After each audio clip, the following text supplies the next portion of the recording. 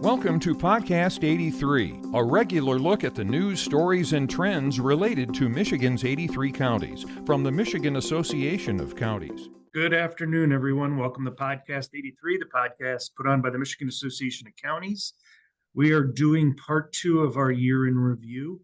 So hopefully you're able to tune in for part 1, where we talked about a variety of issues, revenue sharing trust fund, some juvenile justice bills, some upcoming legislation we'll be working on in the beginning of the year, but you can check that out wherever our podcast is posted, because I know it's posted in a variety of spots. But this week, we're going to kind of continue on some issues that have and have not moved this year, because there's always a long list of issues that we're following. So first up, Deena, let's talk public safety trust fund. What happened with that legislation? Where is it now? What do we have to look forward to? All right. Thanks, Steve. Yeah.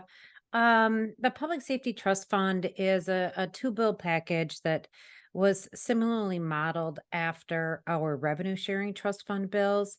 So what they do is carve out a percentage of the state sales tax and allocate that to a public safety trust fund.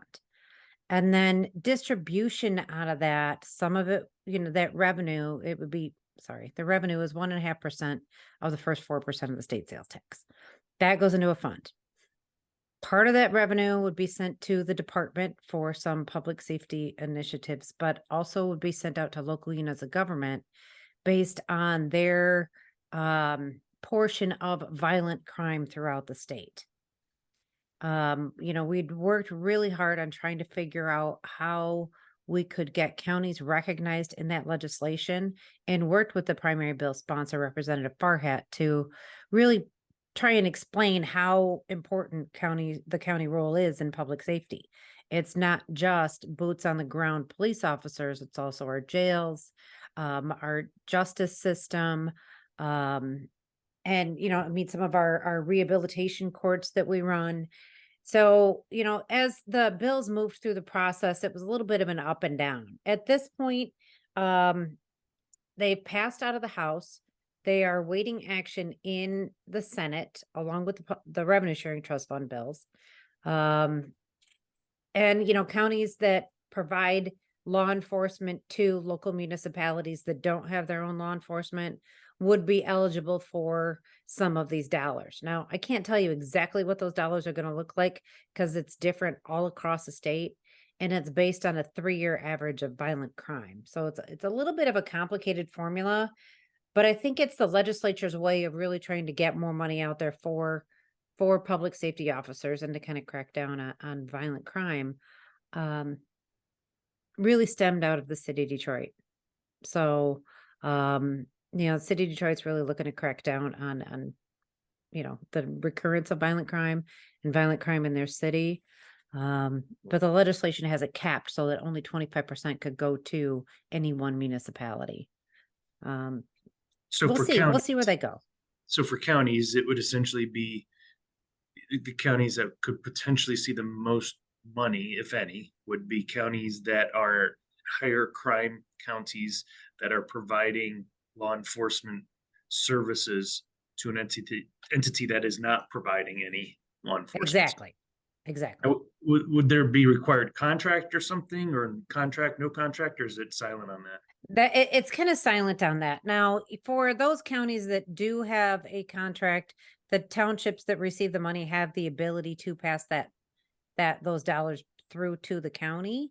But the dollars would not be allowed to supplant any current expenditures. Okay.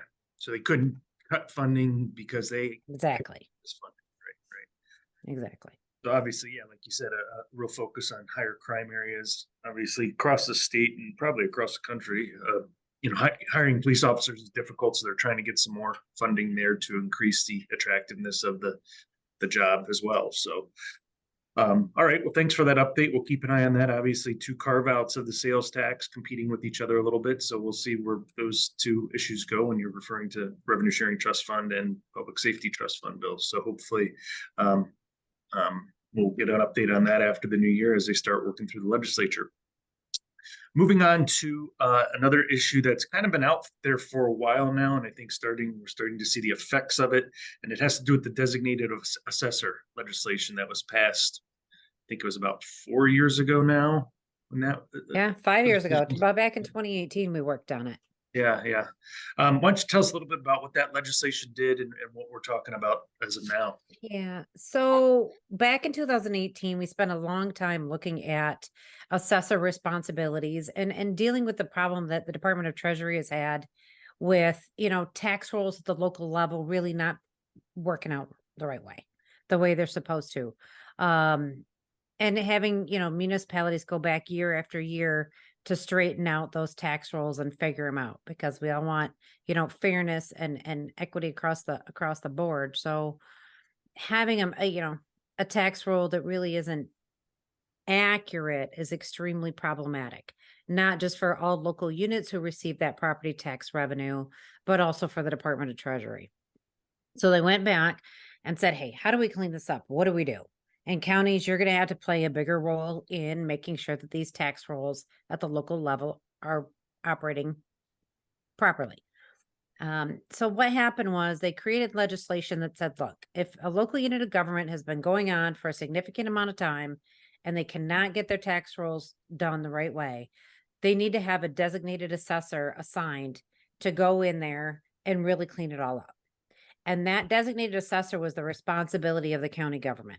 So counties hire a designated assessor or contract with a designated assessor and have them take over those tax rolls for a certain period of time until they get it all squared away. Well, what we found is across the state that we don't have as many available assessors as we thought. And especially in certain rural areas across the state, they're having a very hard time. Counties are having a very hard time finding assessors to serve in this role. So now we've got some legislation out there that would take that responsibility for hiring a designated assessor and give it to the state tax commission. Let the state tax commission take it over. Instead of having local units of government scrambling around trying to fight for the available assessors out there. So those bills got, received bipartisan support in the House, and now they're in the Senate, and we're just waiting to see what happens. But we anticipate that to be a non-controversial bill that will get done. Yeah, that was going to be my question. Is there anyone who would oppose that sort of legislation? No, I think we're good in a good spot. It's just about getting it through the process. Yeah, I mean, if I remember right, back when we were working on that in 18, there's 3 levels of assessors too. The level 1, 2, and 3. And depending on where you are, you require there's 4, and depending on where you are, you have to have that certain level. And there's not a lot of 4s out there. Obviously, that's the highest trained. So, yeah, you may be able to hire an assessor or contract with an assessor, but it may not be the proper level for your property tax levels. So, obviously, that was something we talked about then, the limited amount, and not much has changed since then, it sounds like, as far as the availability of level 4 assessors. So hopefully this eases that pain at the local level to find those highly trained assessors if they need them, and lets the state tax commission deal with it. I think they do the certification too, isn't it up to Yeah, they do. They do. Yeah, they know who's qualified and who isn't. They know who the really good ones are, and Right. and they're going to be in a better position to say, hey, I want this person to go clean up that tax roll. Right. All right. Well, thanks for that update. Madeline, broadband is an issue that we've often talked about. There's federal funds starting to flow. Why don't you just give us a general update on broadband in general, please? Sure. So the BEAD money is the next big chunk of federal funding for that, and it's the biggest investment in broadband infrastructure ever. Michigan is going to receive $1.56 billion. So round 2 of the application rules came out, I think, just in October. The deadline for public comment was last Friday, December 1st. So the funds aren't ready to be released just yet, but they have formally outlined the criteria for applicants seeking those funds. Okay, great. Any other update on broadband, whether it's state changes or anything yet, or has it still been focused on getting those BEAD dollars out? I think BEAD has been a very heavy focus for the state. They're gearing up. I think they'll be released early in 2024. So the rules, I guess I shouldn't say that they're set in stone just yet because public comment was last week. The final set of rules should come out here in the next couple of weeks, and then early 24, people can begin applying.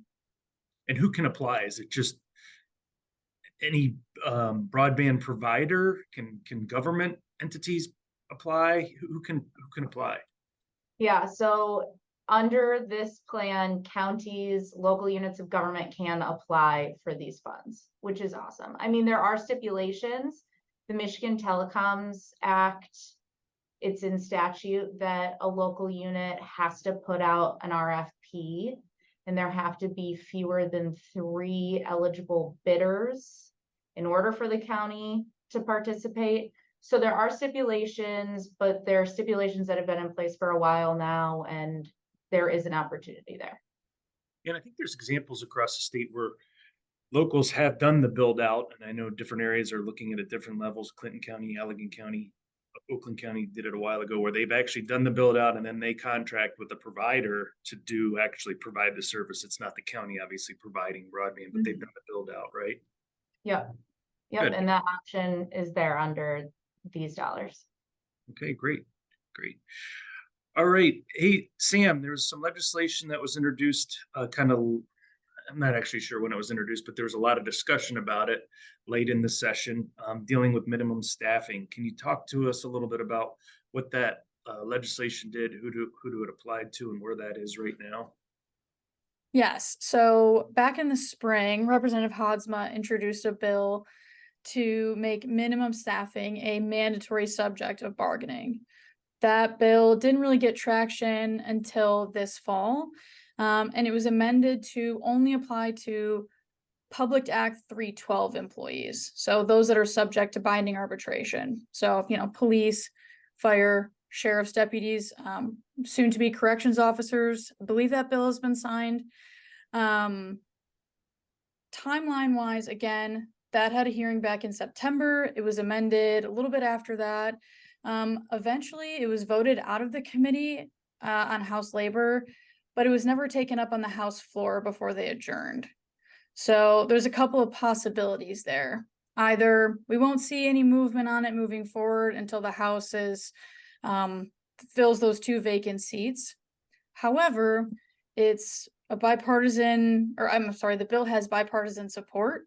So it's not something that they need to fill those 2 seats to get done. So MAC, other local associations, the Sheriff's Association, we all oppose this legislation and met with all of the members on the House Labor Committee. But again, there's support on both sides of the aisle for this. So it's definitely an uphill battle, something we'll continue to watch and have, grave concerns over. Yeah, obviously we're having a hard time filling a lot of these 312 positions at the local level, and when you require a minimum number of employees to do certain things, which I get it from a safety standpoint, it comes down to where are we going to find the folks to do this, and what happens if we can't. If there is a minimum, let's say it does pass, what are the penalties should you not be able to fulfill that obligation of the staffing level? So something we'll continue to watch and advocate on as it moves through the process. Another issue we've been talking about for a while, especially since the end of COVID, as we kind of knew it back a few years ago, and it had to do with the availability of open meetings and being able to participate and vote in county or public entity meetings post-COVID. Deena, Madeline, I know you both kind of tag team this issue a little bit. Can we get an update on where we are with the changes to open meetings? I know there are a couple different things that were being worked on there. Can we provide a quick update on that? Yeah, so this has been a slow process this year. Over 10,000 groups in the state of Michigan adhere to Open Meetings Act. Some of those are very small boards, some of those are bigger boards. I mean, the needs are kind of all over the place. the goal for county commissioners for max membership was to be able to fully participate, which includes voting remotely, as long as a physical quorum is present. So there's been at least 2 bills introduced this term that categorize the various boards, and or county commissioners would be placed in a category where they cannot vote remotely no matter what. So these bills that have been introduced are great for these smaller organizations that are unelected, who might be geographically spread out throughout the state, but for county commissioners, it's still not where we want it to be. We had a couple work groups over the summer, and I anticipate that that work will be continued in the spring. And what are we looking to do? We just want that ability to participate remotely as long as a physical quorum is present. I mean, we had 2 different sponsors geared up and ready to drop this legislation, and we were kind of told to pump the brakes while we worked through these work groups. But the work of the groups isn't done just yet. So we don't have any legislation that mirrors our needs. Right. Yeah, and I think some of the things we've been talked about in the past, as far as if you want to call them guardrails, maybe to it, is limiting the number of meetings, consecutive meetings. A certain number of consecutive meetings can only be done remotely, things like that. So I think we're pretty flexible as far as if there are guardrails that want to be put on it, due to whatever the past was that's everyone's getting hung up on this about. I think it's still something that obviously in this day and age where I don't know what the actual statistics are, but a wide range of business is being done via Zoom, Teams, over the internet. It seems like it's far time to provide that ability to participate and vote remotely, just the way things have been going since post-COVID. So thank you for that update. Then finally, Sam, I know it's something you've been working on, and I think there's 2 paths on this, and it's been on our priorities along with NACO's for a long time, dealing with the Medicaid exclusion policy for inmates when they are booked and put into our jails. Can you talk a little bit about the issue and what the 2 paths are we're kind of looking at this point? Yeah, so I'm sure all of our listeners are already aware, but the Medicaid inmate exclusion policy revokes federal health benefits for adults and juveniles that are being housed in jails prior to conviction. So this is incredibly costly for counties. And yes, there are 2 routes moving forward here. The first is there is federal legislation to amend the Medicaid inmate exclusion policy. Reforming this policy would change it on the state level so that if you were in a county jail, you were previously using Medicare benefits, you would not lose those. The alternative option that MAC, alongside the Sheriff's Association and the Community Mental Health Association, is pushing our State Department of Health and Human Services to apply for a waiver from the Centers for Medicare and Medicaid Services. And that would allow, if the state applies and the federal government approves this waiver, for a certain period of time, an inmate to be eligible for federal health benefits prior to their release. So our ideal timeline would be 90 days. We're at the beginning stages of conversations with the state to see their willingness to apply for this waiver. I think the more realistic option moving forward is the federal legislation getting done. But I do want to plug that NACO will be at our policy summit this week, and they'll have a lot of insight what's going on federally with that legislation. Yeah, so just real quick, when you say our preference would be 90 days, what do you mean? What 90 days of what? 90 days prior to release. So let's say, and that would cover, nearly all cases of incarcerated persons that are in jail prior to conviction, right? So if you're in jail waiting your release, you are eligible for Medicaid benefits 90 days prior and continuing after your release date. which one, is cost savings for counties, and two, it's really the best case scenario for the incarcerated person, right? Getting back on those benefits before you re-enter society, not having to figure that out the day you're released. Yeah, especially, there's medication, things like that that need to be started or taken or begun. Maybe it began in jail and they need to continue it to better their life going forward. And then on the waiver side, so the state applies to the feds federally for the waiver. This isn't unprecedented, right? There's other states that have done this, correct? Correct. Yeah, the state of California has been approved. I think they got 90 days prior to release, which is again what we're looking for in Michigan. And there's a variety of things. Other states have applied for 30 days prior to release, certain medications and healthcare services that they want for their incarcerated population. So it really depends, what each state is looking for, but I think our best bet, and from a bargaining perspective, is to apply for 90 days, have everything covered, and maybe work backwards. But again, we have to get the state to do that first. Right. Yeah. And I know you've had some discussions with those other groups you mentioned before about that waiver and the process, and didn't get really much of a timeline from the state on an application, but it is something they know about and are gathering data on, according to them, correct? Yeah, it's on their radar. DHHS has said they're beginning conversations looking into this waiver, but they were unable, I'll say, to give us a timeline on that. Yeah, and a good point about this week, this Thursday, where people can still sign up virtually for our summit, and you won't be able to participate much virtually, but you will be able to see the presentations not only on the Medicaid exclusion policy, but we're going to be talking septic.